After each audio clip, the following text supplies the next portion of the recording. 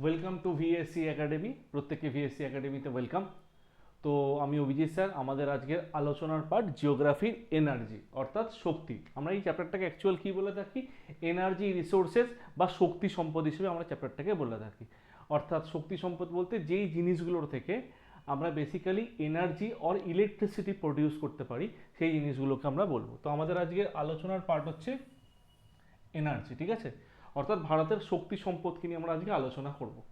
That is energy বলতে energy basically আমাদের কি কাজে লাগে? এই এনার্জিগুলোকে আমরা বেসিক্যালি ন্যাচারাল এনার্জি বলে থাকি বা আমরা ন্যাচারাল রিসোর্সেস বা প্রাকৃতিক সম্পদ হিসেবে বলতে পারি। ওকে, তো এই যে এনার্জি, এই এনার্জি বেসিক্যালি আমাদের ইলেকট্রিসিটি প্রডিউসে কাজে লাগে বা ইলেকট্রিসিটি জেনারেশনে কাজে লাগে, অর্থাৎ বিদ্যুৎ উৎপাদনের ক্ষেত্রে। তাহলে ফার্স্টেই বলছে আমাদের যে মিনারেল ফুয়েলস বলতে আমরা কি বলি? মিনারেল বলতে তো আমরা জানি খনিজ সম্পদ। ফুয়েলস বলতে এখানে দ্যাট ইজ ফসিল ফুয়েলকে বোঝাচ্ছে। ফুয়েল বলতে ফসিল ফুয়েলকে বোঝাচ্ছে। ফসিল ফুয়েল বলতে জীবাশ্ম জ্বালানি। যেমন ধরো পেট্রোলিয়াম যদি আমরা বলি, তাহলে ফসিল ফুয়েল যেগুলো সাধারণত সেডিমেন্টারি রক বা পাললিক শিলাতে দেখতে পাওয়া যায়। তাই মিনারেল বলতে এখানে আমরা ফসিল ফুয়েলকে বোঝাচ্ছি। আর essential for generation of power. Generation of power মানে কি? ইলেকট্রিসিটি জেনারেশনে কাজে লাগছে, শক্তি উৎপাদনের ক্ষেত্রে কাজে লাগছে। Required by agriculture, industry, transport and other sectors of the economy. যেগুলো আমাদের দেশের এগ্রিকালচারাল সেক্টর অর্থাৎ প্রাইমারি সেক্টর, ইন্ডাস্ট্রিয়াল সেক্টর অর্থাৎ সেকেন্ডারি সেক্টর, ট্রান্সপোর্ট মানে হচ্ছে টার্চিয়ারি সেক্টর, সবকটা সেক্টরকে ইনক্লুড করে দিল। তো সব দেশের ইকোনমির ওভারঅল সেক্টরাল ডেভেলপমেন্টে আমাদের এনার্জি কাজে লাগে। Okay, India is one of the fastest growing economies and therefore India এই মুহূর্তে আমরা বলতে পারি যে globally India fourth largest economy. তাহলে ফাস্টেস্ট গ্রোয়িং ইকোনমির মধ্যে ইন্ডিয়া নাম্বার ওয়ান, আর গ্লোবালি যদি বলি India fourth largest economy. The energy demand is also growing continuously. দেশ যত ইকোনমিক্যালি ডেভেলপড হবে তার এনার্জি রিকোয়ারমেন্ট অর্থাৎ শক্তির রিকোয়ারমেন্ট তত বেশি হবে, কেন? বড় বড় ইন্ডাস্ট্রিয়াল ডেভেলপমেন্টের জন্য। ইন্ডিয়া হ্যাজ এক্সপ্লয়েট মানে এখানে কিন্তু ওই পলিটির এক্সপ্লয়েট নয়, কিন্তু এক্সপ্লয়েট বলতে এখানে শোষণ করা, কতটা পরিমাণে ব্যবহার করছে, কাজে লাগাচ্ছে। Exploited almost all sources of energy such as hydro electricity অর্থাৎ জলবিদ্যুৎ, থার্মাল এনার্জি মানে তাপবিদ্যুৎ, নিউক্লিয়ার এনার্জি মানে পারমাণবিক শক্তি, অ্যান্ড সোলার এনার্জি মানে হচ্ছে দ্যাট ইজ সূর্য শক্তি বা আলোক শক্তিকে আমরা এখানে বলছি। এবং এছাড়াও আমাদের কি বলছে? এছাড়াও আমাদের উইন্ড এনার্জি বা বায়ু শক্তিকে বলছে। সঙ্গে আমাদের কি বলছে? তাহলে এই যে আমরা থার্মাল এনার্জিকে দেখছি, এই থার্মাল এনার্জির পিছনে, তাপবিদ্যুৎ শক্তির পিছনে অনেকগুলো এনার্জি ফ্যাক্টর কাজ করে। তার মধ্যে প্রধানত যেটা আমাদের দেশে ইউজ করা হয়, একটা হচ্ছে কোল, আর একটা হচ্ছে এনার্জি, আর একটা সেক্টর হচ্ছে পেট্রোলিয়াম, যেটাকে আমরা ফসিল ফুয়েলও বলতে পারি, পেট্রোলিয়াম। এছাড়াও ন্যাচারাল গ্যাসও কিন্তু আমাদের প্রচুর পরিমাণে কাজে লেগে থাকে। ওকে, লাস্টে কি বলছে? লাস্ট প্যারে আমরা দেখছি energy resources can be defined as materials or elements that can be use to produce energy. যেগুলো খনিজ সম্পদের সঙ্গে যুক্ত, শক্তি উৎপাদনের সঙ্গে যুক্ত, যে এনার্জি প্রডিউস করতে পারবে, সেইখান থেকে আমরা এনার্জি প্রডিউস করছি। Energy resources are those from which energy is derived. তো যেগুলো এনার্জি রিসোর্সেস কাকে বলবো? যেখান থেকে আমরা এনার্জি ডিরাইভড মানে বার করে আনা বা যেখান থেকে উৎপাদন করা আমরা করতে পারছি। এটা আমাদের বেসিক পার্ট গেল। ওকে, নেক্সট আমরা যদি বলি ক্লাসিফিকেশন অফ এনার্জি, তো আমরা পরবর্তী স্লাইডে কি দেখলাম? ক্লাসিফিকেশন। একটা হচ্ছে কনভেনশনাল এনার্জি, একটা হচ্ছে নন কনভেনশনাল এনার্জি। কনভেনশনাল এনার্জি বলতে কি বোঝাচ্ছে আমাদের? প্রচলিত শক্তি, প্রচলিত শক্তি কনভেনশনাল এনার্জি। আর নন কনভেনশনাল এনার্জি মানে হচ্ছে অপ্রচলিত শক্তি। প্রচলিত মানে যেগুলো বহুদিন ধরে ব্যবহৃত হয়ে আসছে, আর অপ্রচলিত মানে যেগুলো ব্যবহারের পরিমাণ খুব বেশি হয়ে ওঠেনি এখন অবধি। ওকে, তাহলে কনভেনশনাল নন renewable energy, conventional renewable energy অর্থাৎ যেই এনার্জিগুলোকে পরিবেশে লিমিটেড পরিমাণে সঞ্চিত রয়েছে, এনভায়রনমেন্টে বা ন্যাচারাল রিসোর্সেস হিসাবে লিমিটেড পরিমাণে সঞ্চিত রয়েছে, যেটা শেষ হয়ে গেলে পুনরায় তাকে আমরা ফিরে পাবো না, তাকে আমরা বলছি কনভেনশনাল এনার্জি। ঠিক আছে, এই কনভেনশনাল এনার্জি অর্থাৎ প্রচলিত শক্তির মধ্যে কিছু পরিমাণ শক্তি নন রিনিউয়েবল, শেষ হয়ে গেলে আর পাওয়া যাবে না, আর পুনরায় রিনিউ হবে না, নবীকরণযোগ্য নয়। আর কিছু হচ্ছে রিনিউয়েবল এনার্জি, শেষ হয়ে গেলে আবার তাকে পাওয়া যাবে। ওকে, তাহলে এখানে কি বলছে? Mostly fossil fuel. Fossil fuel বলতে এখানে জীবাশ্ম জ্বালানি, যেটা আমরা আগের স্লাইডে বললাম, ফাউন্ড আন্ডার দ্য গ্রাউন্ড। তাহলে বেশিরভাগ ক্ষেত্রে ফসিল ফুয়েলগুলো কোথায় পাওয়া যায়? মাটির নিচে আমরা দেখতে পাই ফসিল ফুয়েলগুলোর ক্ষেত্রে, ঠিক আছে? যেমন কোল, অয়েল, ন্যাচারাল গ্যাস, যেটা আমরা একটু আগে দেখলাম। এই অয়েল বলতে কোন অয়েলকে বোঝাচ্ছে? Crude oil. ক্রুড অয়েল অর্থাৎ অপরিশোধিত তেল। ক্রুড অয়েল মানে অপরিশোধিত তেল, যেটাকে শোধন করার মাধ্যমে আমরা পেট্রোলিয়াম অর্থাৎ পেট্রোল, ডিজেল এগুলো আমরা পেয়ে থাকি। ওকে, তাহলে এগুলো হচ্ছে আমাদের এর এক্সাম্পল গেল। তারপর কি বলছে? কনভেনশনাল রিনিউয়েবল, যেগুলো শেষ হয়ে গেলে পাওয়া যেতে পারে, যেগুলো হচ্ছে নন ফসিল ফুয়েল, যার মধ্যে জীবাশ্ম দেখতে পাওয়া যায় না। কি কি? যেমন ফায়ার উড, মানে গাছ কাটলে, যেমন গাছের কাঠ কেটে নিয়ে আমি সেটাকে জ্বালানি হিসেবে ব্যবহার করতে পারছি। আবার গাছটা কেটে নেওয়ার পর গাছ কিন্তু অ্যাজ ইট ইজ আবার ওখান থেকেই বড় হয়ে যায় কিন্তু। তাহলে ফায়ার উড। যেমন ক্যাটেল ডাং অর্থাৎ গবাদি পশুর মলমূত্র, যে আমাদের লিভিং এলিমেন্টগুলো যেগুলো রয়েছে তাদের মলমূত্রগুলোকে, যেগুলো সার্ভাইভ করলে তার মলমূত্র ডেফিনেটলি ডেভেলপড হবে, তাহলে ক্যাটেল ডাং। ভেজিটেবলস থেকে যে ভেজিটেবলস ওয়েস্ট বলতে আমাদের যে সবজি আছে তার যে খোলা, যেটাকে আমরা ছিলকা বলে থাকি, সেইটা কি করি? সেটা আমরা পুনরায় ফার্দার রিইউজ করতে পারি। ওকে, আর উড, চারকোলকেও বর্তমানে ইউজ করা হচ্ছে। এগুলো হচ্ছে আমাদের এক্সাম্পল। এগুলো শেষ হয়ে গেলে আবার পাওয়া যাবে, এবং লজিক্যালি একটু ভেবে দেখো যে এইগুলো সহজে শেষ হবার নয়, মানে যতদিন লিভিং কন্টেন্ট থাকবে এগুলো থেকে থাকবে। ওকে, আর নন কনভেনশনাল এনার্জি বলতে সোলার এনার্জি, দ্যাট ইজ সৌরশক্তি, হাইড্রো পাওয়ার, দ্যাট ইজ জলবিদ্যুৎ শক্তি, উইন্ড এনার্জি, দ্যাট ইজ বায়ু শক্তি, নিউক্লিয়ার এনার্জি অর্থাৎ পারমাণবিক শক্তি, হাইড্রোজেন এনার্জি, যে হাইড্রো এনার্জিটা বলি, হাইড্রো এনার্জি কিন্তু জলবিদ্যুৎ, হাইড্রোজেন এনার্জি বলতে হাইড্রোজেনকে বলছে, নিউক্লিয়ার ফিউশন ওই প্রসেস, হাইড্রোজেন বম্ব প্রচুর পরিমাণে এনার্জি প্রডিউস করে, হাইড্রোজেন এনার্জি। জিওথার্মাল এনার্জি অর্থাৎ ভূতাপ শক্তি, বায়োগ্যাস মানে মাটির তলার যে গ্যাস দেখতে পাওয়া যায় সাধারণত তার মধ্যে CH4 বা মিথেন থেকে থাকে। আর লাস্টে আমাদের টাইডাল এনার্জি অর্থাৎ জোয়ার ভাটা শক্তি। হাই টাইড আর লো টাইডের সময়, জোয়ারের সময় আর ভাটার সময় যে শক্তি আমরা দেখতে পাচ্ছি তাকে আমরা টাইডাল এনার্জি বলে থাকছি। এবার একটা জিনিস বোঝো, আমরা একটা ক্লাসিফিকেশনের মতো যখন বুঝছি এখানে, তাহলে এখানে আমরা কি দেখবো? এই ক্লাসিফিকেশনের সঙ্গে বোঝার সঙ্গে সঙ্গে আমরা একটা জিনিস খেয়াল করব, যে এই এনার্জিগুলো অর্থাৎ এই এনার্জিগুলো এটা হচ্ছে কি? পরিবেশকে প্রচন্ড পরিমাণে দূষিত করছে, মানে আমরা বলতে পারি not eco friendly, not eco friendly. আর এগুলো পরিবেশকে অতটা পরিমাণ দূষিত করে না, অর্থাৎ আমরা বলতে পারি ইকো ফ্রেন্ডলি। তাহলে ওটাকে আমরা বলতে পারবো নট ইকো ফ্রেন্ডলি অর্থাৎ পরিবেশ বান্ধব নয়, এটাকে আমরা বলতে পারবো ইকো ফ্রেন্ডলি। এই জাতীয় যেগুলো এনার্জিগুলো রয়েছে এগুলোর কি উৎপাদনের প্রথমের খরচ যদি বলি, ইনিশিয়াল কস্ট, উৎপাদনের প্রথম দিকে খরচ সেটা কিন্তু কম হয়ে থাকে। অর্থাৎ ইনিশিয়াল কস্ট, উৎপাদনের প্রথম দিকের খরচ, ইনিশিয়াল কস্ট কি হয়? লো হয়ে থাকে। ইনিশিয়াল কস্ট অর্থাৎ উৎপাদনের প্রথম দিকের খরচটা কম হয়ে থাকে। আর এর ইনিশিয়াল কস্ট কি হয়ে থাকে? হাই।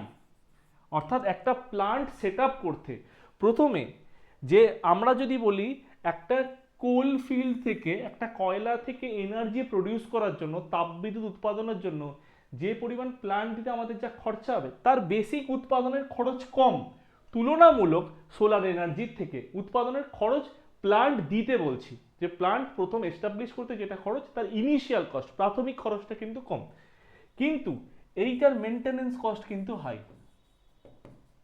মেনটেনেন্স কস্ট কিন্তু হাই, অর্থাৎ এর মেনটেনেন্স কস্ট হাই।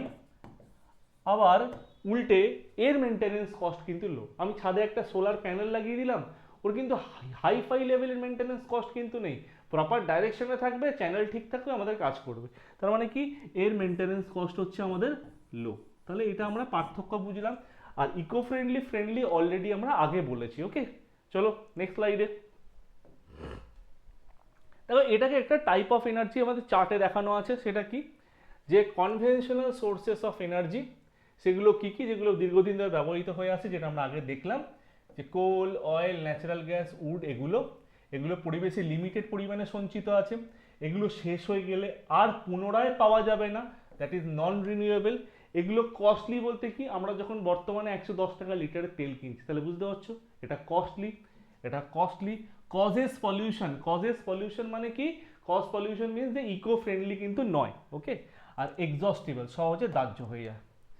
আর নন কনভেনশনাল সোর্সেস বলতে solar energy, wind energy, tidal, geothermal, যেগুলো আমরা বললাম, মানে ওটেক এনার্জি, দ্যাট ইজ ওটেক বলতে ওশান থার্মাল এনার্জি কনভার্সন, এগুলো রিনিউয়েবল, শেষ হলে পাওয়া যাবে, চিপ, উৎপাদনের খরচ কম, পলিউশন ফ্রি মানে লেস পলিউটেন্ট, উৎপাদনের খরচ কম এবং পলিউশন ফ্রি মানে পলিউশন আছে খুবই সামান্য পরিমাণে, ইকো ফ্রেন্ডলি বলতে পারি, আর ইনএক্সস্টিবল। ঠিক আছে, রিনিউয়েবল সোর্সেস অফ এনার্জির মধ্যে solar, wind, tidal, fish, trees. নন রিনিউয়েবল মধ্যে ফসিল, নন রিনিউয়েবল মানে শেষ হয়ে গেলে আর পাওয়া যাবে না, নন রিনিউয়েবল পুনরায় নবীকরণযোগ্য হবে না, তাহলে কোল, গ্যাস মানে natural gas, minerals, nuclear power, এগুলো। বায়োটিক রিসোর্সেস মানে জৈব সম্পদ, জৈব সম্পদ বলতে কি, যেগুলোর মধ্যে লাইফ আছে, দ্যাট ইজ জৈব সম্পদ মানে বায়োটিক মানে যার মধ্যে কার্বনের প্রেজেন্স আছে, কার্বনের উপস্থিতি আছে, হুইচ হ্যাভ লাইফ, যেমন ফরেস্ট, ক্রপস, অ্যানিমালস, কোল, মিনারেল। এই তুমি যে কোনো জিনিসগুলোকে, এগুলো যদি আমরা পোড়াই, বার্ন করি, তার মধ্যে কি হয়, একটা কালো রঙের একটা ধোঁয়া জেনারেট করে বা বডিটা পুড়ে গিয়ে কালো হয়ে যায়। কালো কখন হয়, যার মধ্যে যদি কার্বনের প্রেজেন্স থাকে, তাই এটাকে আমরা বলছি বায়োটিক। অ্যাবায়োটিক মানে অজৈব, যেমন ল্যান্ড, ওয়াটার, মিনারেলস। ঠিক আছে, এগুলো হচ্ছে অ্যাবায়োটিক। এটা আমাদের টাইপ অফ এনার্জির একটা বেসিক টাইপের ক্লাসিফিকেশন গেল। নেক্সট, এবার আমাদের অ্যাকচুয়াল পার্টে কনভেনশনাল এনার্জি ধরছি আমরা। কনভেনশনাল এনার্জি এতক্ষণ বেসিক পার্ট আমরা বলেছি। বেসিক পার্টে আমরা কি বলেছি, মিনারেল ফুয়েলস লাইক কোল, পেট্রোলিয়াম, ন্যাচারাল গ্যাস, এগুলো আমাদের ফসিল ফুয়েল, যেটা আমরা অলরেডি ডিসকাস করেছি, এবং এগুলো এনভায়রনমেন্টে লিমিটেড পরিমাণে আছে, শেষ হয়ে গেলে পুনরায় আর পাওয়া যাবে না। এটা আমরা ছোটবেলা থেকে পড়ে আসছি যে কয়লা, ন্যাচারাল গ্যাস, পেট্রোলিয়াম লিমিটেড পরিমাণে স্টোরেজ করা আছে, এগুলো শেষ হয়ে গেলে আমরা ফার্দার এটাকে আর পাবো না। তাহলে India day by day developing country হওয়া সত্ত্বে, ইন্ডিয়া যদি বলি আমরা, ইন্ডিয়ার ক্ষেত্রে আমরা বলতে পারি কি, ফোর্থ লার্জেস্ট এনার্জি প্রডিউসার। ঠিক আছে, India fourth largest energy producer, India করছে ফোর্থ লার্জেস্ট এনার্জি প্রডিউসার। তাহলে ফার্স্ট কে মাথায় রেখো, ফার্স্ট হচ্ছে ইউএসএ, ডেভেলপ কান্ট্রি। সেকেন্ড হচ্ছে চায়না, থার্ড হচ্ছে রাশিয়া। তাহলে ফার্স্ট, সেকেন্ড, থার্ড পেয়ে গেলাম। ইন্ডিয়ার র্যাঙ্ক আমরা অলরেডি পেয়ে গেছি, আমরা এখানে লিখে দিয়েছি, ইন্ডিয়ার র্যাঙ্ক হচ্ছে ফোর্থ। ঠিক আছে, তাহলে এই যে র্যাঙ্কগুলো, এটা কিন্তু মাথায় রাখবে, এবং ডে বাই ডে যতগুলো ডেভেলপ কান্ট্রি বলো, ডেভেলপিং কান্ট্রি বলো, প্রত্যেকটা দেশ কি করছে, প্রত্যেকটা উন্নত দেশ এবং উন্নয়নশীল দেশগুলো চাইছে সময়ের সাথে সাথে যাতে নন রিনিউয়েবল এনার্জি, অর্থাৎ যেগুলো শেষ হয়ে গেলে পুনরায় পাওয়া যাবে, সেই রিনিউয়েবল এনার্জিগুলোকে, যেমন সোলার, উইন্ড, বা এছাড়াও আমরা বলতে পারি সোলার এনার্জি ছাড়া, উইন্ড এনার্জি ছাড়া, tidal energy, biomass energy, geothermal energy, এই এনার্জিগুলোকে যাতে আমরা ফার্দার ইউজ করতে পারি। কেন? ইকো ফ্রেন্ডলি, শেষ হয়ে যাওয়ার ভয় নেই। ঠিক আছে, নেক্সট,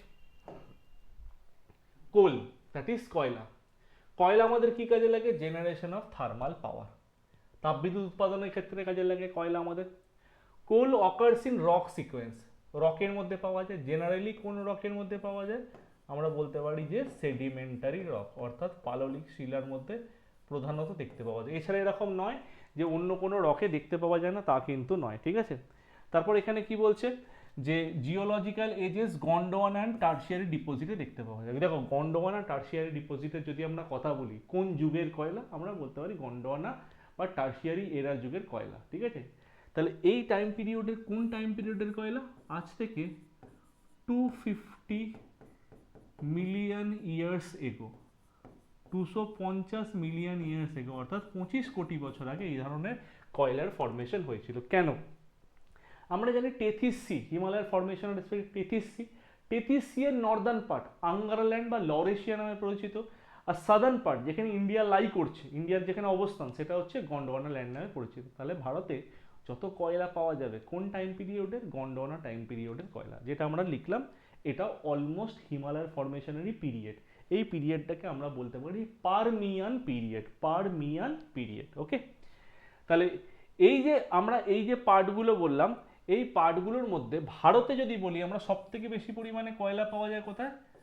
দামোদর ভ্যালি রিজিয়ন, অর্থাৎ দামোদর ভ্যালি কোলফিল্ডে, দামোদর ভ্যালি কোলফিল্ড, এইখানে সব থেকে বেশি কয়লা পাওয়া যায় ভারতের মধ্যে। এটা প্রায় 110 স্কোয়ার কিলোমিটার এরিয়া জুড়ে রয়েছে। এটা প্রায় 110 স্কোয়ার কিলোমিটার এরিয়া জুড়ে রয়েছে এবং আমরা বলতে পারি যে ইন্ডিয়াতে যে কয়লা পাওয়া যায় 80% তার মধ্যে বিটুমিনাস টাইপ, ওকে, যেটা নন কুকিং জ্বালানি যোগ্য নয়। যেমন আমরা কয়লার 4টে ক্লাসিফিকেশন পাই, অ্যান্থ্রাসাইট, বিটুমিনাস, লিগনাইট, পিট। অ্যান্থ্রাসাইট সব থেকে ভালো মানের কয়লা, আর দ্বিতীয় ভালো মানের যেটা কয়লা সেটা হচ্ছে বিটুমিনাস। এই বিটুমিনাস কি ভারতে সব থেকে বেশি পরিমাণে পাওয়া যায় 80%। তাহলে বাকি 20% কি, বাকি 20% হচ্ছে লিগনাইট, যেটাকে আমরা ব্রাউন কোল বলে থাকি। অ্যান্থ্রাসাইট আর পিট ভারতে প্রায় পাওয়া যায় না বললেই চলে। কেন? অ্যান্থ্রাসাইট সব থেকে ভালো মানের কয়লা, লিগনাইট পিট সব থেকে বাজে মানের কয়লা। সব থেকে ভালো মানের কয়লাগুলো কোথায় পাওয়া যায়? আঙ্গারা ল্যান্ডে, that is Russia, Mongolia, China, Gobi, এই জায়গাগুলোতে পাওয়া যায়। ঠিক আছে, নেক্সট। আর দামোদর ভ্যালিতে যে ডিপোজিট রয়েছে আমরা দেখতে পারলাম দামোদর ভ্যালিতে কি পরিমাণ ডিপোজিট রয়েছে, এটা আমরা দেখলাম। এইবার আমাদের যদি বলি ঝাড়খণ্ড বেঙ্গল কোল্ড বেল্ট, এইখানে প্রচুর পরিমাণে কয়লা রয়েছে। তার মধ্যে কি কি রিজিয়ন? রানীগঞ্জ যেটা ওয়েস্ট বেঙ্গলে, ঝরিয়া ঝাড়খণ্ড, বোকারো, গিরিডি, করণপুরা, এগুলোতে আমরা দেখতে পাই। ঠিক আছে, তাহলে ঝাড়খণ্ড কোল্ড বেল্টের যদি ব্যাপারটা বুঝি, ধরো ঝাড়খণ্ড কোল্ড বেল্ট হচ্ছে এইটা, ঝাড়খণ্ডের কয়লা খনি এইটা। ঝাড়খণ্ডের ওপরে কে রয়েছে? বিহার। ঝাড়খণ্ডের ওয়েস্টে কে আছে? ছত্তিশগড়। সাউথে ওড়িশা, আর ইস্টে ওয়েস্ট বেঙ্গলের পুরুলিয়া, বাঁকুড়া, ওয়েস্ট বর্ধমান এবং বীরভূমের কিছুটা পার্ট। তাহলে এই সারাউন্ডিং রিজিয়নগুলোতে প্রচুর পরিমাণে আমরা কয়লা পেয়ে থাকি। মেনলি কোথায়? ঝাড়খণ্ড। এবং ঝাড়খণ্ডের সারাউন্ডিং এই বিহারের দক্ষিণ পার্ট, মেনলি ছত্তিশগড়, ওড়িশা আর ওয়েস্ট বেঙ্গল, এই জায়গাগুলোতে আমরা প্রচুর পরিমাণে কয়লা পেয়ে থাকি। এবার আমাদের যে বলছে ঝরিয়া, এই পয়েন্টটা খুব important. Jharia, Jharia is the largest coalfield followed by Raniganj. তাহলে ঝরিয়া হচ্ছে কি আমাদের সব থেকে বড় কোলফিল্ডের মধ্যে হচ্ছে ঝরিয়া, সব থেকে বড় কোলফিল্ড আমরা হচ্ছে ঝরিয়া, যেটা আমরা ঝাড়খণ্ডে দেখতে পাই। তারপরে কে? তারপর হচ্ছে রানীগঞ্জ। ঠিক আছে, তাহলে আমরা যদি বলি ঝরিয়া আমাদের কয়লা স্টোরেজের দিক থেকে 1 নম্বর, ওড়িশা সেকেন্ড, আর ছত্তিশগড় থার্ড। আর আমাদের যদি ওয়েস্ট বেঙ্গলের র্যাঙ্ক বুঝতে চাই, ওয়েস্ট বেঙ্গল হচ্ছে 4th। তাহলে ফার্স্ট, সেকেন্ড, থার্ড ফোর্থ আমরা স্টোরেজের দিক থেকে পেয়ে গেলাম, যে Jharkhand first, Odisha second, Chhattisgarh third, West Bengal 4th। তাহলে এই যদি পার্সেন্টেজের বেসিতে বলি, এটা হচ্ছে 26%, ওড়িশা হচ্ছে 25%, 25% ওড়িশা, ছত্তিশগড় হচ্ছে 19%, ওয়েস্ট বেঙ্গল হচ্ছে 10.8%। ওয়েস্ট বেঙ্গলের ক্ষেত্রে তো পয়েন্টেরটা মাথায় রেখো, কেন আমাদের স্টেটের এক্সামে স্টেট জিওগ্রাফি থেকে দেয় এই কোশ্চেন। ওকে, তাহলে এইগুলো আমাদের, এছাড়াও যদি কোথায় দেখতে পাই, গোদাবরী মহানদী ডেল্টায় কিছু পরিমাণে পাওয়া যায়। ওকে, নেক্সট বলছি ইম্পর্টেন্ট কোল মাইন্স। ভারতের গুরুত্বপূর্ণ কোল মাইনের যদি কথা বলি আমরা, যে কোন কোন কোল মাইন কোথায় আছে, দ্যাট ইজ সিংরাউলি মধ্যপ্রদেশে আছে, আর সিংরাউলি কিছুটা পার্ট ইউপিতে রয়েছে। মেনলি যদি সিংরাউলি বলে আমরা এমপি বলবো। তারপর কোরবা ছত্তিশগড়ে আছে, তালচের অ্যান্ড রামপুর ওড়িশাতে আছে, চন্দাওয়ার্ধা আর কামতে অ্যান্ড বান্দের এগুলো মহারাষ্ট্রে আছে, সিঙ্গারেনি হচ্ছে তেলেঙ্গানা, আর পান্ডুর হচ্ছে অন্ধ্রপ্রদেশ। তার কোন কোল মাইন কোন স্টেটের সাথে বিলং করছে এটা মাথায় রাখতে হবে। কেন? পরীক্ষায় কোশ্চেন দেয় যে this coal mine belongs to which state, বা this coal mine is famous for what kind of mineral, 4টে অপশন দিয়ে দিল। ওকে, খেয়াল রেখো। এবার কয়লা যেটা বলছিলাম, 4টে কয়লার মান, অ্যান্থ্রাসাইট, বিটুমিনাস, লিগনাইট, পিট। সব থেকে ভালো মানের কয়লা হচ্ছে এটা। কেন? কার্বনের কন্টেন্টের পার্সেন্টেজ 90%-এর বেশি। বিটুমিনাসে 70 থেকে 90%, আর বিটুমিনাসে ইন্ডিয়াতে 80% রয়েছে। ইন্ডিয়াতে তাহলে ম্যাক্সিমাম কোন জাতীয় কয়লা পাওয়া যায়? বিটুমিনাস। ওকে, আর লিগনাইট যেটাকে আমরা কি বলে থাকি? ব্রাউন কোল বলে থাকি। লিগনাইট, ব্রাউন কোল কোথায় পাওয়া যাচ্ছে? লিগনাইট দুটো জায়গায় পাওয়া যাচ্ছে। একটা হচ্ছে দার্জিলিং, যেখানে এখনো উত্তোলন করা সম্ভব হয়নি, আর একটা হচ্ছে নীলগিরি, দ্যাট ইজ তামিলনাড়ু। এই দুটো জায়গাতে আমাদের পাওয়া যায় লিগনাইট। পিট সব থেকে বাজে মানের কয়লা, যেটা 40%-এর কম কার্বন কন্টেন্ট, আর লিগনাইটে 40 থেকে 70%। মানে থার্ড ক্যাটাগরি হচ্ছে লিগনাইট, সেকেন্ড ক্যাটাগরি হচ্ছে বিটুমিনাস। ওকে, এবার টার্সিয়ারি কোল যুগে কোথায় কোন কয়লা পাওয়া যায়, কোথায় কোন পিরিয়ডের কোন কয়লা পাওয়া যায়, যেমন আসাম, অরুণাচল প্রদেশ, মেঘালয়, নাগাল্যান্ড। এছাড়াও আমাদের কি মেঘালয়ের কিছু কিছু জায়গা দারাঙ্গিরি, চেরাপুঞ্জি, মিউলং অ্যান্ড ল্যাংরিং, এই জায়গাগুলো পাওয়া যাচ্ছে। এছাড়াও যদি আমরা বলি মাকুম, জয়পুর, নাজিরা এটা আপার আসাম মানে আসামের মধ্যে পাওয়া যাচ্ছে। নামচিক, নামথোক অরুণাচল প্রদেশে রয়েছে। কালাকোট জম্মু অ্যান্ড কাশ্মীর, কালাকোট অনেকবার দিয়েছে, কালাকোট জম্মু অ্যান্ড কাশ্মীরে। আর ব্রাউন কোল যেটাকে আমরা বললাম লিগনাইট, সেটা কোথায় পাওয়া যায়? তামিলনাড়ু, যেটা আমরা বললাম নীলগিরি অঞ্চলে। পুদুচেরিতে কিছু পাওয়া যাচ্ছে, গুজরাটে, জম্মু কাশ্মীরের নামকেবাসতে কিছু পাওয়া যাচ্ছে। যদিও জম্মু কাশ্মীরে প্রপার পরিমাণে এই ব্রাউন কোল বা লিগনাইট এখনও তোলা সম্ভব হয়নি। দার্জিলিংয়ে রয়েছে প্রচুর পরিমাণে পাহাড় পর্বতের তলায়, কিন্তু সেখান থেকে উত্তোলন করা এখনও, রিকভার করা এখনও সম্ভব হয়নি। ওকে, তো এটা হচ্ছে আমাদের সেকেন্ড পার্ট। নেক্সট আমরা পেট্রোলিয়ামে ঢুকবো। ক্রুড পেট্রোলিয়াম, ক্রুড পেট্রোলিয়াম বলতে আমরা এখানে ফসিল ফুয়েলকে কিন্তু ইন্ডিকেট করছি, অর্থাৎ ক্রুড পেট্রোলিয়াম মানে অপরিশোধিত তেল, যেটাকে শোধন করা এখন হয়নি, যার মধ্যে কি বিভিন্ন হাইড্রোকার্বন লিকুইড রয়েছে, গ্যাসিয়াস মলিকিউলস রয়েছে কেমিক্যাল কম্পোজিশনের মাধ্যমে, যেগুলোকে বাদ দেওয়া হয়। এবং এটা সোর্স অফ এনার্জি কিসের জন্য? দ্যাট ইজ মেনলি অটোমোবাইল, যেখান থেকে আমাদের পেট্রোল ডিজেল চলছে, রেলওয়েজের ডিজেল লোকোমোটিভ ইঞ্জিন, যে বড় বড় মালগাড়িগুলোকে নিয়ে যাচ্ছে, যেগুলো এখন তো ইলেকট্রিফিকেশন হয়ে যাচ্ছে আস্তে আস্তে, কিন্তু ডিজেল লোকোমোটিভ ইঞ্জিন যেটা বারাণসীতে রয়েছে, যার হেড অফিস বা হেডকোয়ার্টার যেখানে প্রডিউস হয়, সেগুলো এখনও ডিজেলে চলছে। এছাড়াও এয়ারক্রাফট, ঠিক আছে, এখন এয়ারক্রাফটে অনেক ক্ষেত্রে হাইড্রোজেন ইউজ করা হয়, কিন্তু আগের যদি কথা বলি এগুলো ইউজ করা হতো। তাহলে এছাড়াও প্রচুর বাই প্রোডাক্ট পাওয়া যায়, মানে উৎপাদন করতে গেলে আরও অন্যান্য যে প্রোডাক্টগুলো উৎপাদন হয় সেগুলো পাওয়া যাচ্ছে। ফার্টিলাইজার, সার, synthetic rubber, synthetic fibre, medicine, vaseline, lubricant, wax, soap and cosmetics, এগুলো আমাদের বাই প্রোডাক্ট হিসেবে কিন্তু পাওয়া যাচ্ছে। ওকে, আর আমরা এই যে বলছি না প্রসেস ইন পেট্রোকেমিক্যাল, এই যে এইগুলো পাওয়া যাচ্ছে না, এই যে এইগুলো পাওয়া যাচ্ছে, এগুলোকে আমরা কি বলছি? ওর। ওর মানে কি? ওর মানে হচ্ছে আকরিক, আকরিক হিসেবে পাওয়া যাচ্ছে পেট্রোলিয়ামে, আকরিক হিসেবে পাওয়া যাচ্ছে। এবার এই তথ্যগুলো, পেট্রোলিয়াম জাতীয় সমস্ত তথ্য বা মিনারেল জাতীয় যত কিছু পড়ছি আমরা, এই ইনফরমেশনগুলো কে দেয়? যে কোন রাজ্যে বেশি আছে, কোন রাজ্যে কম আছে, ফার্স্ট, সেকেন্ড, থার্ড, আমাদের দিয়ে থাকে IBM, that is Indian bureau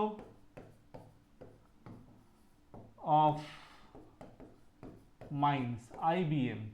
IBM কত সালে এস্টাবলিশড হয়েছে? 1948, এটা মাথায় রেখো।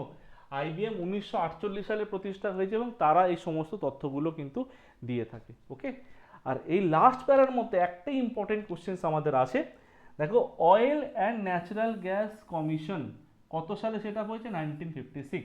Oil and natural gas commission, যেটাকে আমরা ONGC বলে থাকি, ঠিক আছে, 1956 সালে প্রতিষ্ঠা হয়েছে, পরীক্ষায় খুব দেয়।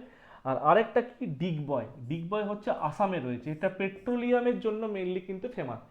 এই ডিগবয় হচ্ছে ভারতের ওল্ডেস্ট, সব থেকে পুরনো প্রাচীন পেট্রোলিয়াম রিফাইনারি সেন্টার এটা, ঠিক আছে, that is oldest K Digboi. Okay, next এবার আমরা যদি বলি এই রিসেন্ট ডিকেডে বা এই বর্তমানকালীন সময় কোথায় কি পরিমাণে পাওয়া যাচ্ছে, দেখো এখানে আমাদের সেন্টারগুলো পরপর দেওয়া আছে। ফার্স্টেই বলছে দেখো Assam, Digboi, Naharkatia, Moran important oil producing areas. তারপর মুম্বাই হাই, যেটা 160 কিলোমিটার মুম্বাই কোস্ট থেকে দূরে আছে, যেটা 1973 সালে ডিসকভার হয়েছিল এবং প্রোডাকশন শুরু হয়েছিল 1976 সালে, ঠিক আছে, এই জায়গাগুলো মাথায় রেখো। এছাড়াও যদি আমরা বলি আঙ্কলেশ্বর, কালোল, মেহসানা, নওয়াগাম, কোসাম্বা, লুনেজ, এইগুলো গুজরাটের জায়গা। ওকে, এখানে প্রচুর পরিমাণে প্রোডাকশন করা হয়, সেন্টারগুলোর নাম মনে রাখতে হবে। আর এছাড়াও যদি বলি কৃষ্ণা গোদাবরী বেসিন, কৃষ্ণা গোদাবরী বেসিন মানে মেইনলি আমরা বলতে পারি অন্ধ্রপ্রদেশ, আর কাবেরী বেসিন বলতে মেইনলি আমরা বলতে পারি তামিলনাড়ু, এই দুটো জায়গায় প্রচুর পরিমাণে পাওয়া যাচ্ছে। আর এই যে কয়েল উৎপন্ন হচ্ছে, এই উৎপন্ন হওয়ার ক্ষেত্রে মাথায় রাখো দু ধরনের অয়েল রিফাইনারি হয়। একটা কীরকম? একটা হচ্ছে যেখানে আমরা পেট্রোলিয়াম পেলাম সেখানেই রিফাইন করলাম, দূরে নিয়ে গেলাম না, অর্থাৎ মাইন্স যেখানে, সেখানে যে রিফাইনারি স্টোর তৈরি করলাম বা একটা আউটপুট ইউনিট তৈরি করলাম। আর ওখানে যদি তৈরি হওয়ার পসিবিলিটি না থাকে, বহু দূরে যেখানে মার্কেটে বা বাজারে চাহিদা আছে সেখানে প্রডিউস করলাম, দুটো ভাগ আমরা বলতে পারি। তো এখানে কি বলছে? একটা হচ্ছে ফিল্ড বেসড, সেটা হচ্ছে কি? ডিগবয়। ফিল্ড মানে যেখানে আছে সেখানে রিফাইনারি তৈরি করা হয়েছে, ডিগবয় আসামের। আরেকটা হচ্ছে মার্কেট বেসড, মার্কেট বলতে যেখানে বাজারের চাহিদা আছে সেই জায়গায় গিয়ে তৈরি করে, যেমন এক্সাম্পল হচ্ছে বারাউনি, হয়ে গেল এই দুটো পয়েন্ট। তাহলে আমরা এখানে তিনটা জিনিস অ্যাড করবো যেখান থেকে কোশ্চেন দেয়। ওএনজিসি, ওএনজিসি যেটা আমরা দেখলাম oil and natural gas commission, যেটা এস্টাবলিশড হয়েছে কবে 1956। ওকে, তারপর হচ্ছে অয়েল ইন্ডিয়া, অয়েল ইন্ডিয়া এই সংস্থাটা কবে প্রতিষ্ঠা হয়েছে 1959, 18ই ফেব্রুয়ারি, আমাদের তারিখ লাগবে না, 1959। তারপর হচ্ছে ইন্ডিয়ান অয়েল কর্পোরেশন, বা অনেকে এটাকে অয়েল ইন্ডিয়া লিমিটেডও বলে থাকে। এটা আমাদের এস্টাবলিশড হয়েছে কবে, দ্যাট ইজ OIL। OIL মানে কি oil India, oil India limited তো 59, আর ইন্ডিয়ান অয়েল কর্পোরেশনে যদি বলে, ইন্ডিয়ান অয়েল কর্পোরেশনে যদি বলে ওটাও করে দেবো 1959। আমরা এই তিনটে মাথায় রাখবো, তিনটে সংস্থা ONGC, অয়েল না অয়েল ইন্ডিয়া লিমিটেড, আর হচ্ছে ইন্ডিয়ান অয়েল কর্পোরেশন। এই তিনটে কবে প্রতিষ্ঠা হয়েছে 56, 59, 59। ওকে, নেক্সট ন্যাচারাল গ্যাস। ঠিক আছে, ন্যাচারাল গ্যাস মানে এখানে প্রাকৃতিক গ্যাসকে মেইনলি বোঝানো হচ্ছে। প্রাকৃতিক গ্যাসকে যদি আমরা বলি, প্রাকৃতিক গ্যাসের দিকে ভারতে সব থেকে বেশি পরিমাণে প্রাকৃতিক গ্যাস কোথায় পাওয়া যায়, ভারতে সব থেকে বেশি পরিমাণে প্রাকৃতিক গ্যাস পাওয়া যায় হচ্ছে রাজস্থান। এটা পরীক্ষায় খুব আসে, সব থেকে বেশি পরিমাণ 1 নম্বরে হচ্ছে রাজস্থান। এবার কি বলছে, natural gas considered environmentally beneficial fuel due to its minimal carbon dioxide. মানে কি এর মধ্যে কার্বন ডাই অক্সাইড সব থেকে কম পরিমাণে আছে কনভেনশনালগুলোর মধ্যে, যেগুলো প্রচলিত শক্তি তার মধ্যে সব থেকে কম পরিমাণে আছে, তার মধ্যে এটা সুইটেবল যেটা আমাদের ইউজ করা হচ্ছে। ওকে, ন্যাচারাল গ্যাস ডিপোজিট কি বলছে কোথায় পাওয়া যাচ্ছে, কৃষ্ণা গোদাবরী বেসিন অন্ধ্রপ্রদেশ রিজিয়নে। তার মধ্যে সব থেকে বেশি পরিমাণে আমাদের কোথায় স্টোরেজ রয়েছে, রাজস্থানে স্টোরেজ রয়েছে কিন্তু। ঠিক আছে, আর যদি কখনো সেকেন্ড থার্ড জিজ্ঞেস করে মাথায় রাখবে, সেকেন্ড বলে দেবে হচ্ছে তামিলনাড়ু, আর থার্ড হচ্ছে আমাদের নর্থ ইস্টে ত্রিপুরা, TR মানে ত্রিপুরা। ওকে, আর সেকেন্ডে তামিলনাড়ু। তাহলে এখানে দেখো একটা জিনিস বলেছে, the gas authority of India limited, এটাকে আমরা শর্টে কি বলতে পারি, gas authority of India limited, গেল। এক্সামে জিজ্ঞেস করে গেল কত সালে প্রতিষ্ঠা হয়েছিল, 1984, 1984 সালে গেল আমাদের প্রতিষ্ঠা হয়। ওকে, আর এটা কোথায় কোথায় মেনলি এর ইউনিট রয়েছে, কোথায় কোথায় পাওয়া যায়, তামিলনাড়ু, ওড়িশা, অন্ধ্রপ্রদেশ, ত্রিপুরা, রাজস্থান, এই জায়গাগুলোতে পাওয়া যায়, কিছুটা গুজরাট, মহারাষ্ট্র। আমাদের মেনলি লাগবে এখানে গেলের ইয়ার লাগবে, আর এই তিনটে production wise first second third, Rajasthan, Tamil Nadu, Tripura, এই তিনটে র্যাঙ্ক লাগবে। ওকে, নেক্সট নেক্সট আমাদের বলছে হচ্ছে থার্মাল এনার্জি। থার্মাল এনার্জি মানে হচ্ছে তাপবিদ্যুৎ শক্তিকে এখানে কিন্তু বোঝাচ্ছে। থার্মাল এনার্জি বলতে 67% আমাদের দেশের যে এনার্জি সেটা থার্মাল এনার্জি দ্বারাই প্রডিউস করা হয়। এই এনার্জি প্রডিউস করতে ফসিল ফুয়েল অর্থাৎ কোল, পেট্রোলিয়াম, ন্যাচারাল গ্যাস ইউজ করা হয়ে থাকে। ডে বাই ডে এই এনার্জির ডিমান্ড বাড়ছে। লার্জেস্ট প্রডিউসার যদি বলি আমরা মহারাষ্ট্র, লার্জেস্ট প্রডিউসার, সব থেকে বেশি তাপবিদ্যুৎ কার লাগে, মহারাষ্ট্র। কেন, মহারাষ্ট্র সব থেকে বড় বড় ইন্ডাস্ট্রি রয়েছে, সেকেন্ডে হচ্ছে তামিলনাড়ু, তারপরে বড় বড় ইন্ডাস্ট্রি তামিলনাড়ুতে রয়েছে। তারপর কি বলছে, the boost two boost thermal power production government has promoted ultra mega power project. Government চাইছে যে থার্মাল এনার্জিকে প্রডিউস করতে, বড় বড় ইন্ডাস্ট্রিয়াল এই সেট তৈরি করতে, সরকার চাইছে পুরো সেট ক্ষেত্রে যাতে 4000 মেগাওয়াট বা তারও বেশি বৈদ্যুতিক ক্ষমতা সম্পন্ন ইউনিট তৈরি করা যায়, যেখান থেকে আমরা পাওয়ার জেনারেশন করতে পারি। এবার এই ইউনিট বলতে কি, থার্মাল এনার্জি তৈরি করা হচ্ছে NTPC অর্থাৎ national thermal power corporation, national thermal power corporation, এই NTPC প্রতিষ্ঠা হয় কত সালে, এস্টাবলিশড হচ্ছে 1975। দেখো NTPC তাপবিদ্যুতের সঙ্গে রিলেটেড, ঠিক আছে। আর 1975 সালে প্রতিষ্ঠা হয়েছে, 1975-এ আরেকটা সংস্থা প্রতিষ্ঠা হয়, তার নাম হচ্ছে NHPC। 1975-এ আরেকটা সংস্থা প্রতিষ্ঠা হয় NHPC। এটা কিন্তু তাপবিদ্যুৎ নয়, এটা কিন্তু জলবিদ্যুৎ। খালি T মানে কি থার্মাল, H মানে কি হাইড্রো। NTPC, NHPC মানে ন্যাশনাল হাইড্রো পাওয়ার কর্পোরেশন। এটাও প্রতিষ্ঠা হয় কবে, 1975। মাথায় রাখ 1975 সালে ভারতের দুটো সংস্থা প্রতিষ্ঠিত হয়, NTPC, NHPC। জাতীয় তাপবিদ্যুৎ সংস্থা ন্যাশনাল থার্মাল পাওয়ার কর্পোরেশন, জাতীয় জলবিদ্যুৎ সংস্থা ন্যাশনাল হাইড্রো পাওয়ার কর্পোরেশন, দুটোই 1975 সালে প্রতিষ্ঠা কিন্তু হতে দেখা যাচ্ছে। তাহলে এই জায়গাগুলো এখানে মাথায় রাখবে। এবার এই যে ওভারঅল সেকশনে যদি বলি, এইটা আমরা কিসের ছবি দেখছি, এটা হচ্ছে লার্জেস্ট থার্মাল পাওয়ার প্রজেক্টের ছবি। ঠিক আছে, ভারতে সব থেকে লার্জেস্ট থার্মাল প্ল্যান্ট কোথা, লার্জেস্ট থার্মাল প্ল্যান্ট হচ্ছে ভিন্ধ্যাচল, বিন্ধ্যাচল। বিন্ধ্যাচল কোথায়? বিন্ধ্যাচল হচ্ছে মধ্যপ্রদেশ, এমপিতে, বিন্ধ্য পর্বত সংলগ্ন, তাই এটাকে আমরা বলছি কি বিন্ধ্যাচল। এটা মাথায় রাখবে। এই বিন্ধ্যাচল, এই বিন্ধ্যাচলে কার ইউনিট চলে? এনটিপিসির ইউনিট চলে। বিন্ধ্যাচলে কার ইউনিট চলছে? এনটিপিসির ইউনিট চলে। এটা কিন্তু বিন্ধ্যাচল ওয়ার্ল্ডের 10th লার্জেস্ট, দশম বৃহত্তম, কিন্তু 10th লার্জেস্ট ইউনিট এটা, এই বিন্ধ্যাচল 10th লার্জেস্ট ইউনিট এটাকে আমরা বলতে পারি। ওকে, এটা খেয়াল রাখবো যে এটা ওয়ার্ল্ডের 10th লার্জেস্ট ইউনিট, এবং ওয়ার্ল্ডের 10th লার্জেস্ট, এবং ভারতের তো সব থেকে বড় লার্জেস্ট, দেখতেই পাচ্ছ। নেক্সট, নন কনভেনশনাল এনার্জি সোর্সেস। এবার যেগুলো নন কনভেনশনাল, যেগুলো আমরা, দ্যাট ইজ জোয়ার ভাটা শক্তি, that is tidal energy, biothermal energy, biogas energy, OTEC energy, এই এনার্জিগুলোকে আমরা পড়বো, যেগুলো ইকো ফ্রেন্ডলি হয়, চিপার হয়, যেগুলো অলরেডি আমরা আগে দেখেছি। ওকে, আর যেগুলো রিনিউয়েবল, শেষ হয়ে গেলে পুনরায় পাওয়া যাবে, সেগুলোকে আমরা নন কনভেনশনাল বা অপ্রচলিত শক্তি বলে থাকি। এবার অপ্রচলিত শক্তির মধ্যে কি? হাইড্রো ইলেকট্রিসিটি বা জলবিদ্যুৎ। জলবিদ্যুতে কি আমাদের দেশে টোটাল যে এনার্জি প্রডিউস হয় তার মধ্যে মাথায় রাখবে 18%, দ্যাট ইজ 18% এই হাইড্রো ইলেকট্রিসিটি জেনারেলি প্রডিউস হয়ে থাকে। ঠিক আছে, এই যে এনার্জি প্রোডাকশনের কথা বলছি, আমাদের নন কনভেনশনাল এনার্জি প্রোডাকশনের পিছনে 1982 সালে প্রথম সংস্থা তৈরি করা হয়। আমরা যদি একটা পয়েন্ট অ্যাড করি যে 1982, এটা হচ্ছে রিনিউয়েবল এনার্জি প্রোগ্রাম। ওকে, হয় এর ঠিক 10 বছর পর, অর্থাৎ 1992 সালে মিনিস্ট্রি অফ নন কনভেনশনাল, ঠিক 10 বছর পর ministry of non conventional energy programme গঠন হয়। এটার মধ্যে ডিফারেন্স কি? এটা শুধু একটা প্রোগ্রাম হয়েছিল, এটা একটা মিনিস্ট্রিয়াল দপ্তর পেল। ঠিক আছে, কেন্দ্রীয় সরকারের মিনিস্ট্রিয়াল দপ্তর পেল, যার মাধ্যমে আমরা এটাকে গুরুত্ব দিতে শুরু করলাম। ঠিক আছে, সেটাই আমাদের বলছে 10 বছর পর 1982।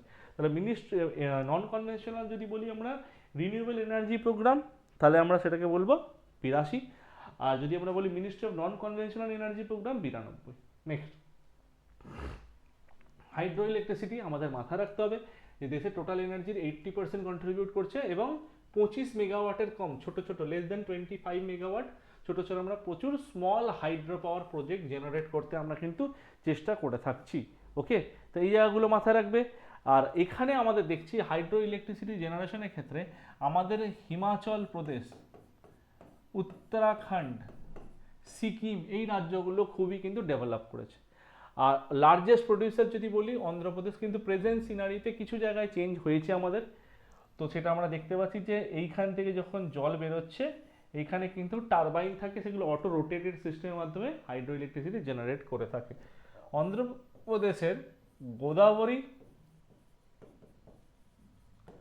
আর হচ্ছে কৃষ্ণা, গোদাবরী আর কৃষ্ণা, এই দুটো নদীর ওপর বেস করে হাইড্রো ইলেকট্রিক প্রোডাকশন জেনারেট করার কিন্তু চেষ্টা করা হচ্ছে। ঠিক আছে, হাইড্রো ইলেকট্রিক প্রোডাক্ট করা জেনারেট করার চেষ্টা করা হচ্ছে। লার্জেস্ট প্রডিউসার অন্ধ্রপ্রদেশ, কিন্তু যদি বলে লার্জেস্ট প্ল্যান্ট, যদি বলে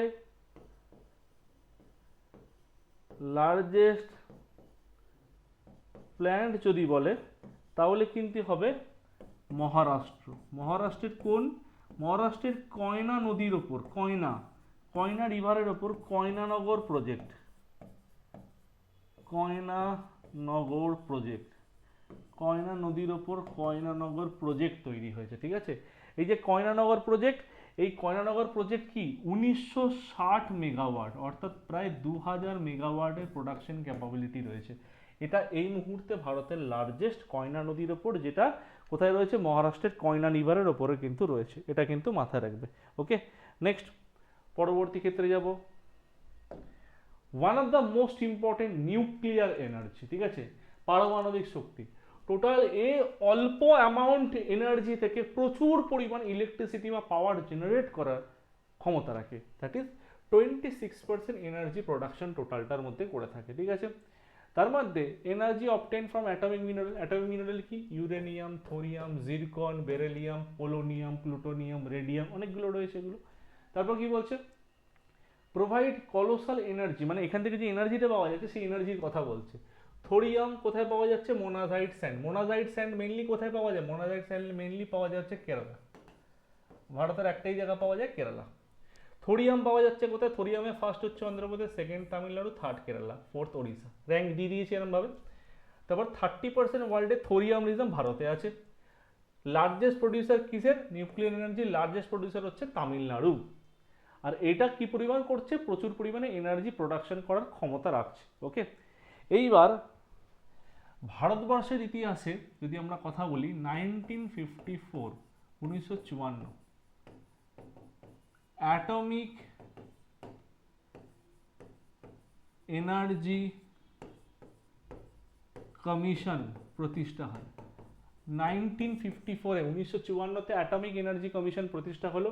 তার ঠিক 13 বছর পর 1967 এই অ্যাটমিক এনার্জি কমিশন অর্থাৎ AEC এরই নাম পাল্টে গিয়ে কি হয়ে গেল, বার্ক, BARC, বার্ক হয়ে গেল। ঠিক আছে, বার্ক কথার অর্থ কি, ভাবা অ্যাটমিক রিসার্চ ইনস্টিটিউট, ভাবা অ্যাটমিক রিসার্চ ইনস্টিটিউট। এই যে ভাবা অ্যাটমিক রিসার্চ ইনস্টিটিউটের কথা বলছি, এটা হোমি জাহাঙ্গীর ভাবার নামে হয়েছিল। ঠিক আছে, কার নামে হয়েছিল, হোমি জাহাঙ্গীর ভাবা। তাহলে এই পয়েন্টগুলো মাথায় রাখবে। আর এছাড়াও যদি আমাদের ভারতের নিউক্লিয়ার এনার্জি প্ল্যান্টের কথা বলি, ছোট ছোট যে প্ল্যান্টগুলো আছে ভারতের নিউক্লিয়ার প্ল্যান্টের, প্রথম হচ্ছে তারাপুর। তারাপুর কোথায়, তারাপুর হচ্ছে মহারাষ্ট্র। ওকে, ফার্স্ট, এটা ভারতের কিন্তু সব থেকে পুরনোগুলোর মধ্যে পড়ছে। তারপর যদি বলি রাওয়াত ভাটা, Rawatbhata, R for Rawat, R for Rajasthan, তাহলে সেকেন্ড হচ্ছে রাজস্থান। থার্ডে যদি বলি কালপক্কম, কালপক্কম হচ্ছে তামিলনাড়ু। তারপর যদি বলি আমরা নারোরা, নারোরা হচ্ছে ইউপি। তারপর যদি বলি কৈগা, কৈগা হচ্ছে কর্ণাটকা, হয়ে গেল। তারপর যদি বলি আমরা কাকড়াপাড়া, কাকড়াপাড়া, কাকড়াপাড়া কোথায়, অনেক পুরনো, দ্যাট ইজ গুজরাট। এই প্ল্যানগুলো মেইনলি কিন্তু মাথায় রাখবে। আরেকটা আছে, হ্যাঁ, যেটা নিয়ে বিবাদ হয়েছিল, কুড়ানকুলাম, কুড়ানকুলাম, KUDANKULAM, কুড়ানকুলাম হচ্ছে তামিলনাড়ু। এগুলো হচ্ছে আমাদের মেইনলি পাওয়ার প্ল্যান্ট, কিসের, অ্যাটমিক পাওয়ার প্ল্যান্ট বা nuclear power plant. Tarapur, Rawatbhata, Kalpakkam, Kakrapar, Kudankulam, এদিকে হচ্ছে আমাদের নারোরা, কৈগা, দ্যাট ইজ 7খানা মেইনলি মাথায় রেখো। নেক্সট, তাহলে এই পয়েন্টগুলো মোস্ট ইম্পর্টেন্ট। এই জায়গাটা প্রত্যেককে বলছি, এই জায়গাটা কিন্তু খেয়াল রাখবে, এটা মোস্ট ইম্পর্টেন্ট জায়গা, পাওয়ার প্ল্যান্টগুলো কোথায়। Next, wind energy. Wind energy ক্ষেত্রে লার্জেস্ট প্রডিউসার দেখতে পাচ্ছ তামিলনাড়ু। এগুলোকে আমাদের বিশেষ ডিটেলসে যেতে হবে না, টু দি পয়েন্টে পড়তে হবে। এই টু দি পয়েন্টে বলতে তামিলনাড়ু তো দেখছি, তামিলনাড়ুর কোন জায়গা শুধু এটুকুই মাথা রাখলে হবে, মুপান্ডাল, মুপান্ডাল। তাহলে উইন্ড এনার্জিতে লার্জেস্ট প্রডিউসার হচ্ছে আমাদের তামিলনাড়ু, তামিলনাড়ু হচ্ছে মুপান্ডাল। ঠিক আছে, নন কনভেনশনাল এনার্জির মধ্যে এটা পড়ছে, 5th largest installed wind power capacity in the world. ইন্ডিয়ার 5th লার্জেস্ট হচ্ছে এইটা, মুপান্ডাল। ঠিক আছে, এ কত পরিমাণ পাওয়ার জেনারেট করছে, 1500 মেগাওয়াট। কখনো পাওয়ার পরীক্ষাভাবে জিজ্ঞেস করে না, তবুও যদি মেগাওয়াটটা বোঝার চেষ্টা করো তাহলে বুঝতে হবে যে পাওয়ার ক্যাপাসিটিটা কতটা, প্লান্ট কত বড়। ঠিক আছে, তাহলে এছাড়াও কোথায় রয়েছে, তামিলনাড়ু ছাড়াও রাজস্থানে রয়েছে ওপেন এরিয়া, যেখানে হাওয়া ওপেনলি খেলতে পারবে। এছাড়াও আমরা বলতে পারি গুজরাটে রয়েছে। ঠিক আছে, ওপেন এরিয়া, যেখানে ফাঁকা এরিয়া, যেখানে হাওয়া ম্যাসিভ পরিমাণে ফ্লো করতে পারবে। ঠিক আছে, এবার ভারতে যদি বলি, ভারতে ফার্স্ট র্যাঙ্ক হচ্ছে তামিলনাড়ু, সেকেন্ড র্যাঙ্ক হচ্ছে গুজরাট। তাহলে ফার্স্ট হচ্ছে তামিলনাড়ু, সেকেন্ড হচ্ছে গুজরাট। এই দুটি মাথায় রাখো, ফার্স্ট সেকেন্ড থার্ড ফোর্থ আমাদের লাগবে না। কখনো যদি থার্ডে জিজ্ঞেস করে আমরা মহারাষ্ট্র বলতে পারি, আমি লিখে দিচ্ছি, চলো থার্ডে মহারাষ্ট্র। এই ফার্স্ট সেকেন্ড থার্ড আমাদের মাথায় রাখবে। প্রোডাকশনের দিক থেকে, উৎপাদনের দিক থেকে আমরা ফার্স্ট সেকেন্ড থার্ড বলে দিলাম। ওকে, প্রোডাকশনের দিক থেকে, অ্যাজ পার প্রোডাকশন। নেক্সট আমাদের উইন্ড এনার্জির পর নেক্সট আমরা মুভ করব সোলার এনার্জি, দ্যাট ইজ সৌরশক্তিকে আমরা বোঝাচ্ছি, অর্থাৎ থার্মাল প্লাস ফটোভোলাটিক। ফটোভোলাটিক মানে সৌরকোষ, সৌরকোষ বলতে ফটোভোলাটিক সেল, সৌরকোষ বলতে আমরা কি বলছি, ফটোভোলাটিক সেল, এখানে প্রচুর পরিমাণে কাজে লাগানো হচ্ছে। দ্যাট ইজ ফটোভোলাটিক সেল বলতে কি তোমরা দেখছো না এইগুলো, এই নীল নীলগুলো যেগুলো বিভিন্ন স্কুলের ছাদে অফিসের বিল্ডিংয়ের ওপর লাগানো হয়, এগুলোকে বলা হয় সোলার প্যানেল, এগুলোকে বলা হচ্ছে সোলার প্যানেল। এবং দেখতে পাচ্ছ একই জায়গায় উইন্ড এনার্জি প্রডিউস হচ্ছে, সোলার প্যানেল রয়েছে, বায়ু কলগুলো ঘুরছে, উইন্ড কলগুলো ঘুরছে, আর এখানে সোলার প্যানেলও রয়েছে, তাহলে একই জায়গায় প্রডিউস করা হচ্ছে।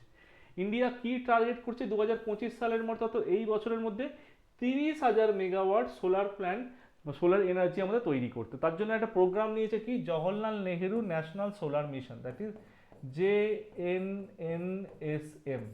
এটা প্রায় 2010 সালের এই প্রকল্পটা, যে এই Jawaharlal Nehru national solar mission 2010 সালের এই প্রকল্প, 2010-এর জানুয়ারি বলতে পারো, 2010 সালের এই প্রকল্প, ভারত তখন থেকে টার্গেট নিয়েছে 2025 সালের মধ্যে, ঠিক আছে। তাহলে এই প্রজেক্টটা কিন্তু আমরা এখানে আশা করি এই জায়গাটা বুঝতে পারলাম। এবার এখানে পরীক্ষার ক্ষেত্রে জিজ্ঞেস করে থাকে যে সোলার এনার্জির দিক থেকে সোলার এনার্জি সব থেকে বড় প্ল্যান্ট কোনটা, তাহলে ভাডলা, ভাডলা, ভাডলা হচ্ছে largest solar plant, largest solar plant Bhadla. Bhadla হচ্ছে কি আমাদের লার্জেস্ট সোলার প্ল্যান্ট আমরা কিন্তু বলতে পারি, দ্যাট ইজ ভাডলা। তো এর প্রোডাকশন ক্যাপাবিলিটি কিন্তু সব থেকে হাই। এটা যদি বলা হয় কোথায়, এর প্রোডাকশন ক্যাপাবিলিটি যদি আমরা বলি প্রায় 2300 মেগাওয়াট মতো, মানে আমরা বলতে পারি যে 2245 মেগাওয়াট এর ক্যাপাসিটি, ঠিক আছে। এটা কোথায় রয়েছে, যোধপুরের কাছে। যোধপুর মানে কোথায়, দ্যাট ইজ রাজস্থান। তাহলে রাজস্থানের যোধপুরের কাছে এটা আমরা দেখতে পাচ্ছি, ওকে। এছাড়াও কোথায় রয়েছে, গুজরাটের ভুজে রয়েছে, মাধবপুরে রয়েছে, যেখানে এই এনার্জি প্রচুর পরিমাণে স্টেরিলাইজ করে তৈরি করা হচ্ছে, ওকে। তাহলে সোলার এনার্জির পর ছোট ছোট এনার্জি, এই এনার্জিগুলোতে আমাদের খুব বেশি ইনফরমেশন লাগবে না, টু দি পয়েন্টে পড়লেই আমাদের কিন্তু হবে। নেক্সট দেখবো আমরা, দেখো টাইডাল এনার্জি, অর্থাৎ জোয়ার ভাটা শক্তি। জোয়ার ভাটা শক্তির ক্ষেত্রে কি মাথায় রাখবে, যেখানে এনার্জি খুব ফ্লারিশ করতে পারবে জোয়ার ভাটা, অর্থাৎ জোয়ার মানে হাই টাইড, হাই টাইড মানে জোয়ার, লো টাইড মানে ভাটা, যেখানে জোয়ার ভাটা খুব ভালো পরিমাণে খেলে, যেমন সুন্দরবন, যেমন ধরো গুজরাটের কচ্ছের অঞ্চল, কেরালা অঞ্চলেও ভালো পরিমাণে দেখতে পাওয়া যায়। তাহলে যেখানে ভালো পরিমাণে দেখতে পাওয়া যায় সেখানে কিন্তু ডেভেলপড হবে। যেমন আমাদের গালফ অফ কাচ, গালফ অফ কাচ কোথায়, দ্যাট ইজ গুজরাট, গুজরাটে হচ্ছে। এছাড়াও আমাদের তিরুবনন্তপুরম ভিজিনজাম, দ্যাট ইজ কেরালা রিজিয়নে আমরা প্রচুর পরিমাণে পেয়ে থাকছি। এখানে কি করছে, একটা ফ্লোয়েটিং প্যানেল থাকে, নিচে এরকম একটা প্রপেলার থাকে, এটা ঘোরে, এখান থেকে তারের মাধ্যমে এনার্জি প্রডিউস করে কি করছে, তোমার সামনেই সাবস্টেশন থাকছে, একদম কোস্টাল এরিয়ার পাশে করছে, সেখান থেকে একটা সাবস্টেশন ইউনিটে এনার্জিকে স্টোর করা হচ্ছে। ওপরে এরকম ল্যাম্প ইন্ডিকেটর থাকে, যেটা ঠিক আছে কিনা, প্রডিউস করছে কিনা, ল্যাম্প ইন্ডিকেটর লাল রঙের থেকে দূর থেকে দেখে বোঝা যায়, ওকে। তাহলে এই যে পার্ট আমরা দেখলাম, এই পার্টের ক্ষেত্রে মাথায় রাখবো, এটা প্রডিউস করা হচ্ছে বরাবরই ভারতের দুটো পার্টের ক্ষেত্রে। এটা এখনো ভারতে খুব বেশি পপুলার হয়নি, ভারতের দুটো পার্ট, একটা হচ্ছে গুজরাটের এই অঞ্চল গালফ অফ খাম্বা, দেখো কচ্ছের অঞ্চলেও কিন্তু করা হচ্ছে। এছাড়াও গালফ অফ খাম্বাতে, দ্যাট ইজ গালফ অফ খাম্বাতে প্রডিউস করা হচ্ছে কবে থেকে, 2007 থেকে প্রডিউস করা হচ্ছে, 2007 থেকে, ওকে। আর এখানে রয়েছে আমাদের ওয়েস্ট বেঙ্গলের সুন্দরবন, ওয়েস্ট বেঙ্গলের সুন্দরবন, এখানে প্রডিউস করা হচ্ছে 2011 থেকে। মানে একটা ওয়েস্টার্ন কোস্টের এক্সট্রিম, একটা ইস্টার্ন কোস্টের এক্সট্রিম, এই দুটো জায়গা থেকে প্রডিউস করা হচ্ছে। গালফ অফ খাত 2007, খাম্বাত 2007, আর সুন্দরবনের যদি কথা বলি 2011, এইখান থেকে প্রডিউস করা কিন্তু হচ্ছে, ওকে। নেক্সট যদি কথা বলি আমরা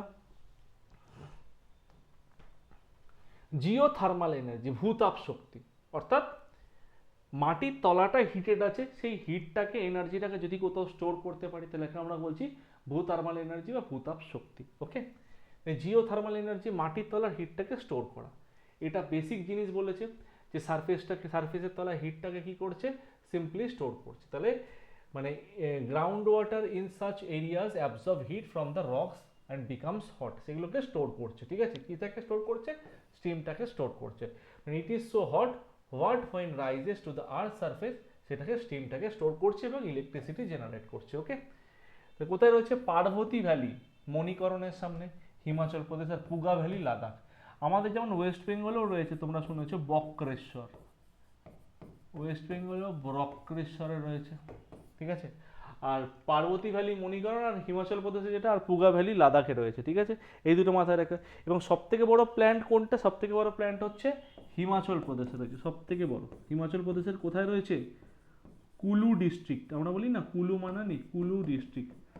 এই প্ল্যান্টের নাম কি, ভুন্টুর, ভুন্টুর এই প্ল্যান্টটার নাম, প্ল্যান্ট অর্থাৎ প্ল্যান্টটার নাম হচ্ছে ভুন্টুর, জিওথার্মাল এনার্জি প্ল্যান্টটার নাম হচ্ছে ভুন্টুর।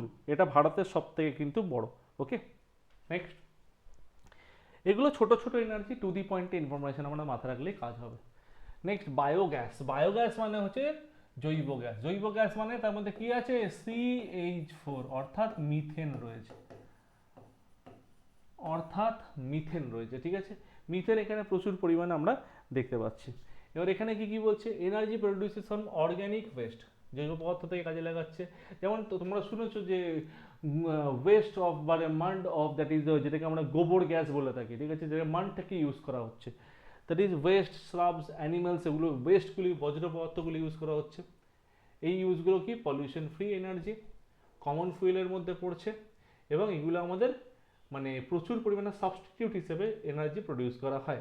তো বায়োগ্যাসের প্ল্যান্ট দেখছি আমরা যে গ্রামাঞ্চলে, আমাদের দেশে দেখো গরু প্রচুর পরিমাণে রয়েছে, ঠিক আছে। তো আমাদের দেশে যেহেতু গরু প্রচুর পরিমাণে রয়েছে, সেখানে আমরা এই প্ল্যান্টগুলোকে তৈরি করা হয়, ঠিক আছে। এই প্ল্যান্টগুলো সেখানে কি কোনো রকম মানে গোবর শালার পাশে বা গোশালার পাশে তৈরি করা হচ্ছে। সেখানে কি করা হচ্ছে, বিভিন্ন কম্পোস্ট রয়েছে, বড় বড় প্লান্ট রয়েছে, সেখানে গরুর যে বজ্র পদার্থ সেটাকে দিয়ে সেখান থেকে তৈরি করা হচ্ছে। ভারতে এরকম 46 বায়ো প্ল্যান্ট রয়েছে, অর্থাৎ বায়োগ্যাসের প্ল্যান্ট রয়েছে। ভারতে কটা রয়েছে, 40। এবার সব থেকে বড় কে ছোট কে এরকম কিছু ইনফরমেশন আমাদের কাছে নেই, এরকম কিছু ইনফরমেশন নেই। তো এগুলো হচ্ছে আপকামিং এনার্জি, ঠিক আছে। এগুলো হচ্ছে নন কনভেনশনাল এনার্জির মধ্যে ছোট ছোট পার্ট, ঠিক আছে। আর আমরা যদি বলি আমাদের লাস্ট পার্টের মধ্যে, দ্যাট ইজ ওটিইসি। ওটিইসি মানে ওশান থার্মাল এনার্জি কনভার্সন। ওটিইসির ফুল ফর্ম পরীক্ষা জিজ্ঞেস করে ভারতে, এটা এখনো যদিও খুব পরিমাণ কিন্তু পপুলার হয়নি, ঠিক আছে, খুব পরিমাণ পপুলার হয়নি। এই টেকনোলজিটা জাপানে খুব পপুলার। জাপানের ওশানিক বডি বা প্যাসিফিক ওশানে করা হয়, যেখানে কি করা হচ্ছে, এরকম একটা ভেসেল ভাসছে, চারদিকে শিকল দিয়ে বাঁধা আছে, একদম প্ল্যান্টের মানে কোস্টাল এরিয়ার সামনে, দূরে নয় কিন্তু। এখান থেকে পাইপ একটা হচ্ছে অনেক নিচে চলে যাচ্ছে, অনেক নিচে মানে খুব বেশি না, 10-15 মিটার নিচে, যেখানে হচ্ছে ঠান্ডা জল পাচ্ছে, আর একটা ওপরের দিকে থাকছে যেটা হচ্ছে আমাদের গরম জল পাচ্ছে। তো তুলনামূলক গরম জল, কেন সানরেটা লাগছে, হিটেড হয়ে যাচ্ছে। দুটো থেকে যে পরিমাণ এনার্জি স্টোর করছে, এখান থেকে একটা কেবিল লাইন আছে, এইখানে ট্রান্সফরমার রয়েছে, এখান থেকে কেবিল লাইন দিয়ে তলা থেকে তারের মাধ্যমে কোস্টাল এরিয়া আছে কাছে কোনো সাবস্টেশন থাকে, সেখানে গিয়ে এনার্জিটা স্টোর করে, ঠিক আছে। এইটা হচ্ছে প্রসেস। জাপানে খুব বেশি হচ্ছে, ভারতে এখনো সেই পরিমাণ এইরকম এনার্জি ডেভেলপ হয়নি, যেটাকে কুলার ডিপ আর ওয়ার্মার শ্যালো সারফেস দুটো দিয়ে করা হচ্ছে। মানে ঠান্ডা জলকেও কাজে লাগানো হচ্ছে, তলার ওপরের গরম জলকেও কাজে লাগানো হচ্ছে, সেই হিট এনার্জির যে ডিফারেন্সটা সেটাকেও কাজে লাগানো হচ্ছে। এটা ভারতে বেশিরভাগ ক্ষেত্রে দেখা যায় কোথায়, লাক্ষাদ্বীপে। এটা মেনল্যান্ডে এখনো সেইভাবে আসেনি, লাক্ষাদ্বীপে এটা প্রচুর পরিমাণে কিন্তু দেখা যায়। এবার লাক্ষাদ্বীপের কোন জায়গা, লাক্ষাদ্বীপের ক্যাপিটাল যেখানে, দ্যাট ইজ কাভারাত্তি। কাভারাত্তিতে দেখতে পাওয়া যায়। কত ওয়াট প্রোডাকশন তৈরি হচ্ছে, 65 কিলোওয়াট। এটা কিন্তু মেগাওয়াট নয়, 65 কিলোওয়াট, 65 কিলোওয়াট। এই 65 মেগাওয়াট ওটিইসির মাধ্যমে, মানে ম্যাসিভ কিন্তু, দ্যাট ইজ 65 কিলোওয়াট। এটা একটা এক্সপেরিমেন্টাল প্রসেস, ঠিক আছে। এটা একটা মোবাইল প্রজেক্টের মাধ্যমে এক্সপেরিমেন্টাল প্রসেসে দেখা যাচ্ছে যে এখান থেকে কী পরিমাণ এনার্জি তৈরি করা যাবে। কেন, আমরা যদি বলি ভারতের 3 দিকে তো ওয়াটার বডি রয়েছে, এদিকে আরাবিয়ান সি রয়েছে, ইন্ডিয়ান ওশান রয়েছে, এদিকে বে অফ বেঙ্গল রয়েছে। তাহলে এটাকে যদি আমরা কাজে লাগাতে পারি, প্রচুর পরিমাণে এনার্জি প্রডিউস হবে। আর ভারতের কোস্টাল স্টেটসও 9টা রয়েছে, that is Gujarat, Maharashtra, Goa, Karnataka, Kerala, Tamil Nadu, Andhra Pradesh, Odisha, West Bengal. এই 9টা কোস্টাল যেটা আমাদের প্রায় ওভারঅল যদি বলি আমরা, প্রায় ওভারঅল মেনল্যান্ডের ক্ষেত্রে প্রায় 6500 কিলোমিটার মতো বাউন্ডারি রয়েছে, ঠিক আছে। তো সেক্ষেত্রে 6500 বললে অ্যাকচুয়াল যদি বলি 6100 কিলোমিটার। আর যদি আন্দামান নিকোবর লাক্ষাদ্বীপ নিয়ে ধরি, টোটাল কোস্টাল এরিয়া হচ্ছে ভারতের 7516.6 কিলোমিটার, অর্থাৎ প্রায় 7516 কিলোমিটার। এই এত বড় কোস্টাল এরিয়াতে বা কোস্টাল লেন্থ বরাবর প্রচুর পরিমাণে প্রোডাকশন করার একটা প্রসপেক্টস রয়েছে, সেটাকে যদি ফিউচারে কাজে লাগানো হয় আমাদের কাছে উঠে আসবে, কিন্তু এটা এখন নতুন এনার্জির মধ্যে ভারতে পড়ছে। ওকে, আর লাস্ট যদি আমরা বলি, এখানে একটা ম্যাপের মাধ্যমে পুরোটা দেখানো আছে Indian conventional energy resources, coal field, coal mine, oil field, major natural gas reserve, এগুলো প্রত্যেকটা দেখানো, তোমরা এখানে মার্কিং করা আছে, ইন্ডিকেশন দেখানো আছে, ইন্ডেক্সে এখানে সূচকের মধ্যে বা ইন্ডেক্সের মধ্যে দেখানো আছে কোনটা কি সিম্বল, সেই সিম্বল অনুযায়ী এখানে দেখাচ্ছে, ঠিক আছে। তো এই পয়েন্টগুলো মাথায় রেখো। তোমরা যদি লক্ষ্য করে দেখো যে আমাদের ছোট নাগপুর রিজিয়নটাকে বেশি ফোকাস করা হয়েছে, ছত্তিশগড় তেলেঙ্গানা রিজিয়নটা ফোকাস রয়েছে, গুজরাট রিজিয়নটা ফোকাস রয়েছে, তামিলনাড়ু নেভেলি কোলের জন্য ফেমাস রয়েছে, নেভেলি যেটা ব্রাউন কোল আর কি, ঠিক আছে, তামিলনাড়ু রিজিয়নে নেভেলি, নীলগিরি, দার্জিলিং ব্রাউন কোল যেটা বলেছিলাম। এছাড়া নর্থ ইস্টের মধ্যে আসামের ফোকাস রয়েছে, যে মাকুম, মোরান, নাজিরা, ডিগবয়, যেগুলো আমাদের এখানে ফোকাস করা হয়েছে। ওকে, এই জায়গাগুলো একটু মাথায় রাখবে। তো আই হোপ প্রত্যেকের ক্লিয়ার।